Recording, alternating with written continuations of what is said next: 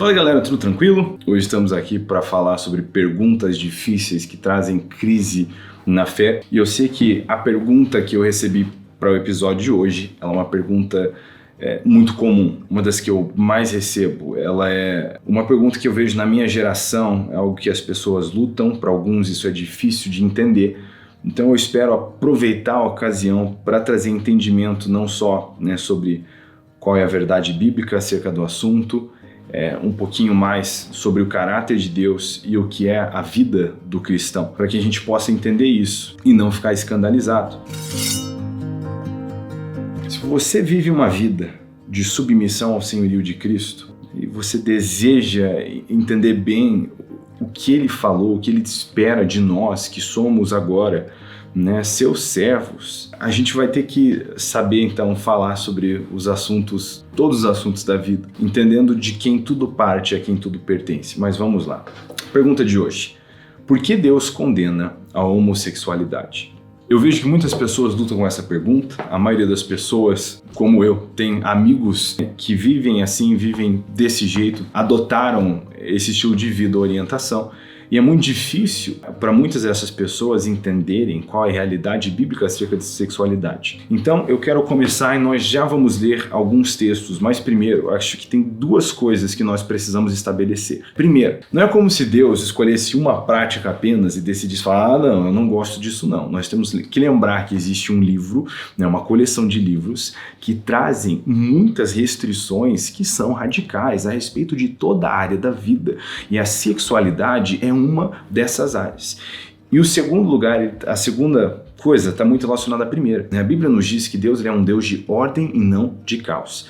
Deus, ele traz estrutura para todas as coisas. A gente pode observar isso olhando para a sua própria criação. Deus chamou todas as coisas à existência, a boca fala do que o coração está cheio, a criação, ela reflete o nosso Criador. E todas as coisas, elas estão sujeitas à ordem de um jeito que é muito peculiar, nos mostra algo a respeito do funcionamento de todas as coisas. E toda vez que esses padrões de ordem começam a ser quebrados, então o caos vem, e o caos ele nunca é construtivo, ele sempre é destrutivo, e onde você tem o caos, você vai ter sofrimento. Então Deus, ele cria todas as coisas sujeitas à ordem. A ordem se parece muito com moderação. Então pensemos nas boas criações de Deus, coisas que fazem parte da nossa vida.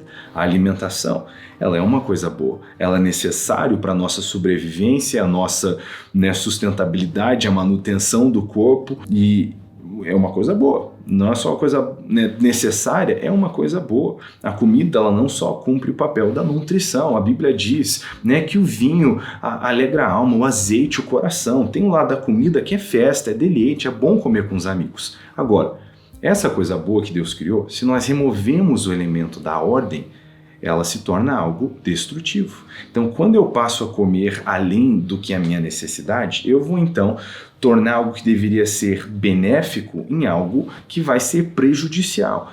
E a comida que deveria fazer bem para mim vai começar a fazer mal para mim. Então, se eu como fora de ordem, quer dizer, comer além da quantidade ou uma qualidade inferior na alimentação, eu vou ver resultados negativos. Tem que haver ordem em como eu me alimento. Dormir é o mesmo jeito, Dormir pouco faz mal para a saúde, dormir muito também não é sábio. Então existe uma ordem e assim funcionam as coisas na criação de Deus. E a sexualidade, ela não é diferente. A sexualidade é uma criação de Deus. Tem um motivo pelo qual a sexualidade existe. E o motivo de Deus por trás da existência da sexualidade, ela é boa. Mas tem que haver ordem. Ou isso se torna algo que vai ser prejudicial, algo que vai ser maléfico, ao invés de me fazer bem. Então, olhando dessa perspectiva, é por isso que existem restrições à sexualidade de formas gerais. O que Deus intentou para a sexualidade, e aqui nós podemos perceber o que Ele intentou para a sexualidade olhando para a sua palavra, a gente consegue ver um padrão. Para entender isso, é muito legal a gente começar do começo. Quando Deus cria a humanidade, isso começa com um ser, que a gente chama de Adão, que significa primeiro homem. Que o primeiro homem, o primeiro ser, o primeiro humano que Deus cria, ele é feito à imagem e semelhança de Deus. Então, que nós vemos em Deus, esse vídeo vai ser difícil não ser cancelado de vários ângulos, mas vamos lá. Quando nós olhamos para Deus, nós vemos atributos que nós podemos julgar masculinos e femininos. Deus não é homem ou mulher. Deus criou esses gêneros. Deus se revela como o Pai.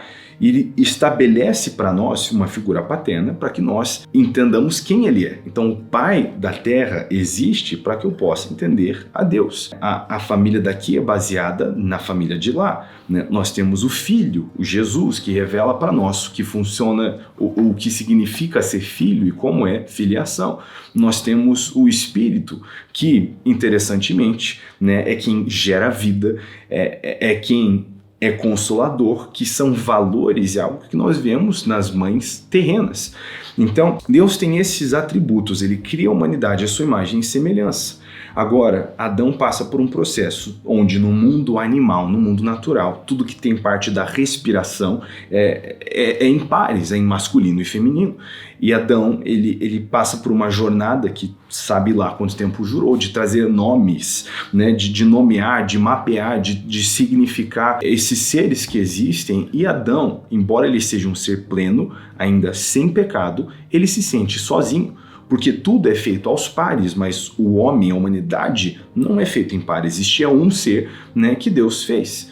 Então, Deus faz algo, porque Adão se sente só, ele tira agora algo de Adão e faz um ser novo, né, a mulher. Então, basicamente, você tem dois seres surgindo de um ser. E aí você tem todos esses atributos que são feitos à imagem e semelhança de Deus na mulher. Então a gente vê Gênesis 1, né, 27, Gênesis 2, 7, que Deus, né, formou o homem à sua imagem e semelhança, homem e mulher os criou. Então por que Deus estabeleceu esses dois gêneros? Como no mundo que tem parte da respiração, masculino e feminino, eles têm funções biológicas, funções fisiológicas, mas também funções espirituais. E aí nós temos, depois da queda, depois do pecado, ainda uma alteração em como toda essa estrutura funciona, que não foi feita para funcionar assim, mas a gente vê agora de volta no desfecho de todas as coisas, quando nós estamos na eternidade, que lá seres humanos não casam, não são dados por casamento, né? Implica-se que nós vamos viver num estilo de vida parecido com os anjos, que é algo assexual. A sexualidade não é relevante, ela não tem significado, embora nesse tempo terreno, ela tem significado. Então, nós podemos olhar para isso já a partir de Gênesis 1, 27, Gênesis, né, 2, 7. Agora, nós vemos que o casamento, ele é isso, né? Ele é a junção de homem com mulher para que essa estrutura familiar possa, né, existir e o entendimento de Deus em três pessoas se torne mais claro e que possa haver um discipulado geracional onde pais amariam e criariam seus filhos e eles dariam para eles, numa combinação diferente do que um pai pode trazer e uma mãe pode trazer, um sustento. Agora, esse é um mundo ideal. No nosso mundo de pecado, de sofrimento, de dor, nós vemos a ordem sendo removida de toda a estrutura familiar e o caos que isso traz. Na verdade, nós vemos a ordem sendo removida do ser indivíduo, começando comigo mesmo. Quando eu peco, eu estou removendo a ordem. Pecar não é um negócio nebuloso, assim. Pecar significa não andar no caminho, significa errar o alvo, significa errar a marca, significa não andar no que Deus tem para mim. E assim é o pecado em todas as áreas, incluindo na sexualidade. Então, dessa perspectiva natural e pensando de onde Deus vem, que nós precisamos entender o que vem, né, o que Deus diz a respeito da homossexualidade. Então, em Levíticos 18, 22 e 23, voltando para o Pentateuco, ainda no Antigo Testamento, nós vemos o Senhor dando um mandamento ao seu povo que reflete a ordem que ele deseja, né, que eles caminhem. Então ele diz que o homem não se deitará com o homem como se fosse mulher, porque é abominação, e não se deitará com animais, para não se contaminares com ele, nem a mulher se porá perante um animal para juntar-se com ele. Isso é confusão. Então, nós não fomos criados para, sem ordem, desfrutarmos de prazer. Nós fomos criados para, com ordem, desfrutarmos de prazer, o que vai atender necessidades que são e direitos que são fisiológicos, naturais, mas também espirituais. Todo um ser completo que tem emoções, não somente desejos, e existe um lugar de segurança onde isso acontece, que é o deleite que é experimentado dentro de uma estrutura de aliança, um lugar seguro. Mas Romanos, agora indo para o Novo Testamento, capítulo 1, versículo 26 ao 28. Por causa disso, os entregou Deus a paixões infames, porque até as mulheres mudaram o modo natural de suas relações íntimas por outro, contrário à natureza. Quando ele diz a natureza, ele está falando de masculino e feminino, como é o padrão de todo ser vivente, né, no nosso planeta. Todo mundo que tem parte na respiração é dividido em masculino e feminino. Semelhantemente, os homens também, deixando o contato natural da mulher, se inflamaram mutuamente em sua sensualidade, cometendo torpeza, homens com homens, e recebendo em si mesmos a merecida punição do seu erro. Então, quando a gente pisa fora da ordem, a gente experimenta o caos, e o caos sempre traz consequência. Em 1 Timóteo, no capítulo 1, versículo 8 ao 11, sabemos, porém, que a lei é boa, e se alguém dela se utiliza de modo legítimo, tendo em vista que não se promulga a lei para quem é justo, mas para transgressores e rebeldes, irreverentes e pecadores, ímpios e profanos, parricidas e matricidas, homicidas, impuros, sodomitas, raptores de homens, mentirosos, perjuros e para tudo quanto se opõe a essa doutrina, segundo o evangelho da glória do Deus bendito, do qual fui encarregado. Então, a lei é boa para quem entende a função dela, mas quando nós caminhamos fora de ordem, nós damos lugar ao caos. Em 1 Coríntios 7:2, Paulo dá um conselho para a igreja de Corinto, falando que por causa da tentação sexual, para quem não consegue resistir isso, você devia se casar então com uma mulher e seguir esse caminho natural que Deus estabeleceu para a sexualidade. Se você consegue controlar, né, o próprio Paulo optou por não se casar, por continuar solteiro, vivendo por coisas que realmente são importantes, dizendo que a sexualidade não é o mais importante da vida, a eternidade é o mais importante da vida. Então, por esses e outros textos, nós enxergamos que a homossexualidade ela é um pecado aos olhos do Senhor, ela não é aceitável, então Deus a condena. Agora, não são só essas práticas que Deus condena. Então, por exemplo, o adultério ou a imoralidade sexual, porneia, qualquer ato sexual que seja fora de uma aliança de casamento, é considerado um pecado sexual. Então, eu também não posso simplesmente, né, ter relações com quem eu quiser. Existem restrições de ordem que existem para os que seguem a Deus. Então, não é que Deus está barrando, então, os homossexuais de serem felizes. O evangelho não é sobre felicidade. O heterossexual está sujeito também a restrições. Ele não pode simplesmente fazer o que dá na telha, ele não pode simplesmente fazer o que ele quer, ele tem que se submeter ao senhorio de Deus. E isso não é somente na hora da prática sexual. Jesus traz a coisa para um nível onde eu não posso nem olhar para alguém com lascívia. Eu não posso nem no meu pensamento utilizar de alguém, me apropriar de alguém que não é meu. Isso, ele diz, é a mesma coisa que o adultério. Quer dizer, para o cristão, até os pensamentos deles têm que estar sujeitos ao Senhor. E isso é escandalizante. Se você entender que quem aceitou Jesus tomou uma cruz e negou a si mesmo, não é escandalizante o fato de desistir da própria sexualidade quem desistiu da vida. E é isso que nós precisamos entender, porque tem gente que traz um sincretismo que não é bíblico. Que sincretismo? É colocar o conservadorismo junto com o evangelho como se a motivação de Deus fosse uma vida tradicional e conservadora. Não, a vontade de Deus para nós é a palavra de Deus, e tem coisas que a gente vai ver em filosofias humanas que talvez vão de carona ou contra isso, mas tem gente que age como se o pecado heterossexual fosse menos pecado do que o pecado homossexual.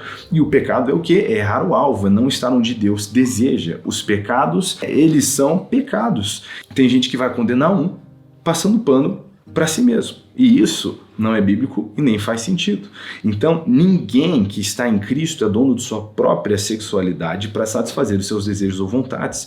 Até no casamento, né, o marido não é dono do seu próprio corpo, a esposa não é dona do seu próprio corpo. A ideia disso aqui não é, então eu faço com o outro o que eu quiser. Eu não faço comigo o que eu quiser. Então, isso talvez vai escandalizar, vou talvez ser cancelado de outro jeito. Mas o cristão que se casou, ele já não é mais heterossexual. Ele agora tem a sua sexualidade pertencente ao seu cônjuge. Outro dia eu vi um cara falando, não, mas ele fez um comentário, né, sobre uma moça passando e ele era casado. E aí quando falaram, mas isso não é meio estranho? Ele falou, não é porque eu casei que eu né, virei homossexual. Eu ainda gosto de mulher. Mas peraí, não é bem assim que biblicamente funciona, porque Jesus diz que teu pensamento imoral é a mesma coisa que o adultério. O cara agora, então, ele tem que saber controlar os seus pensamentos, porque o seu corpo não pertence a si mesmo, mas à sua esposa. Então, num certo sentido, e eu escutei isso uma vez do Ruslan, que é um americano, na verdade acho que ele é da Armênia, mas ele vive nos Estados Unidos, faz uns vídeos legais, né, falando sobre o evangelho. O cara muito bíblico. E ele falou uma vez algo que eu achei interessante. Ele falou, cara, quando eu me casei, eu deixei de ser heterossexual. No meu caso, Israel, eu diria, eu virei um Priscila sexual, porque agora a minha sexualidade, ela está relacionada não de uma maneira egoísta, eu satisfazer os meus próprios desejos, mas de uma maneira altruísta, eu me disponibilizar em serviço, em amor ao meu cônjuge, que é a minha melhor amiga, na pessoa que eu mais amo depois de Jesus. E isso é uma estrutura que traz pra gente uma estabilidade não somente física, mas emocional e também espiritual, porque a ordem, ela vem trazer a criação de Deus de maneira que ela pode ser experimentada de forma benéfica e não maléfica. Então, eu vejo que muitas pessoas têm problema com isso. Então, como é que Deus pode ser bom se Ele está tentando, né, cortar o meu barato, barrar minha diversão? A gente tem que entender que Deus, ele é o criador da diversão. E Ele sabe onde a diversão termina e a destruição começa. Então, não é para o interesse dele que Ele nos diz essas coisas, é para o nosso próprio interesse. Então, se isso é pedra de tropeço para você, se a ideia de não viver como você quer, desgovernado sexualmente, ela é escandalosa para você, muito provavelmente, na verdade eu posso dizer certamente, você não entendeu o que é o Evangelho.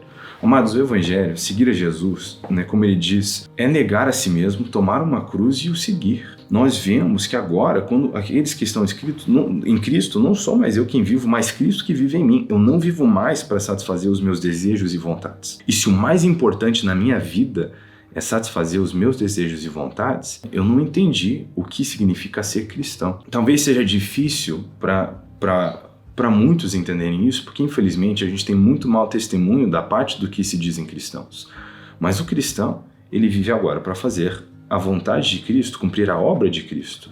E a obra de Cristo inclui dever a todos o amor, tratar todas as pessoas do jeito mais amoroso e serviçal possível, considerar os outros mais importantes do que a nós mesmos. Então, isso é um pouquinho do plano de fundo acerca da pergunta que você trouxe. Agora, por que Deus condena a homossexualidade? Essa foi a pergunta. Então, o porquê é porque Deus criou um mundo com as ordens que Ele julgou, né, serem boas. E esse é o posicionamento que Ele nos passou. Essa é a instrução que Ele nos passou. Em outras palavras, talvez a maneira mais fácil e talvez até infantil de responder essa pergunta é porque Ele quis. E agora eu tenho a opção de ou me sujeitar ao que Ele diz ou de me rebelar contra o que Ele diz. Se eu quero caminhar com Deus, não faz sentido eu desprezar parte do que Deus ensina, porque eu não acredito que Ele é Deus de verdade, ou eu tenho coragem de acreditar que Ele é quem Ele é e de mesmo assim me rebelar contra Ele. E se você não acredita de verdade, qual o sentido então de tentar fingir essa caminhada? Amados, a verdade é que a gente teria muito menos escândalo como igreja se nós de fato crêssemos no senhorio de Cristo. Sabe, vai ter um dia de acerto de contas para cada um que fez um pequenino tropeçar, para cada um que feriu, foi injusto, machucou alguém. Deveria haver em nosso coração um grande temor. Mas é isso. O Evangelho não é algo que nós acrescentamos à nossa vida para ser feliz. O Evangelho é algo que nós abrimos mão de tudo para tomar parte numa causa que é mais importante do que cada um de nós. A causa de espalhar as boas notícias, de que a humanidade, embora nós tenhamos pecado e trouxemos sobre nós condenação, Cristo morreu numa cruz para a redenção da nossa alma e a remissão dos nossos pecados, para que, como diz João 3,16, qualquer um que nele crer não pereça, mas tenha a vida eterna. Não são as minhas obras que vão fazer isso, é a graça do meu Senhor que me salvou. E em Cristo está o Cordeiro de Deus que tira o pecado do mundo. Caminhando com Ele, eu me sujeito agora a uma longa trajetória, onde eu vou ser santificado, transformado, cada vez mais parecido com Ele, para que eu possa ser uma testemunha dele. E mesmo nesse período todo, eu vou ter que brigar com a minha própria natureza. E isso é algo que é evidente nas Escrituras, existe um conflito de natureza. Gálatas 5, 16 e 17, nós vemos Romanos 7, versículo 19, uma briga de natureza. Uma vontade de fazer o que é errado, mas eu tenho que ter uma disposição de fazer o que é certo e dizer não à minha própria vontade, como diz 1 Tessalonicenses 4,4. Tudo isso na alegria de que um dia o Senhor Jesus Cristo ele voltará e Ele vai ressuscitar os mortos, e nesse dia eu não vou ter que mais brigar com a minha própria natureza, eu não vou ter que brigar com a minha sexualidade, eu vou ser um ser pleno, onde a minha carne não é regida pela lei do pecado, mas pela lei do Espírito, como é o meu espírito no dia de hoje. Então, é isso. Eu espero ter trazido esclarecimento e eu espero que, se você está assistindo esse vídeo, você se considera um homossexual, eu espero que você entenda que eu amo você.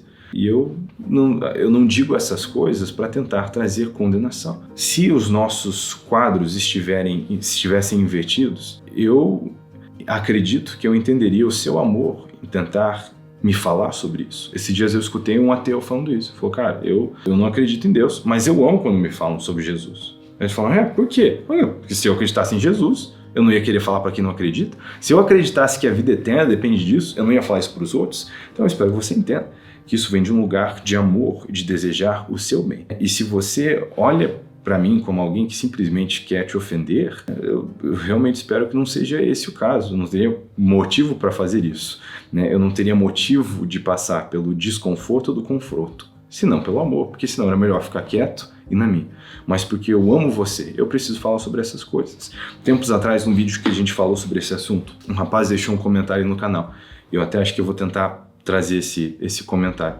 Ele falou isso, eu tô nessa, assim, eu me identifico como homossexual, mas não praticante, porque eu quero seguir a Jesus, mais do que eu quero satisfazer minha sexualidade. Ele falou, eu oro para Deus mudar meu coração e minha atração, mas mesmo se ele não mudar, eu vou negar minha carne para sempre, nem que eu nunca me case, nem que eu tenha que viver um estilo de vida de abnegação até o final, porque Cristo é o Senhor. E muitas vezes nesse falso evangelho pregado, onde igreja, Deus, Jesus é um negócio para cumprir as nossas orações, trazer o nosso carro dos sonhos, emprego dos sonhos, família dos sonhos, o ponto é severamente distorcido e desonra o que passaram os amigos de Jesus para que essa mensagem chegasse até aqui. O evangelho não é sobre a nossa felicidade. Deus abençoe, a gente se vê no próximo vídeo.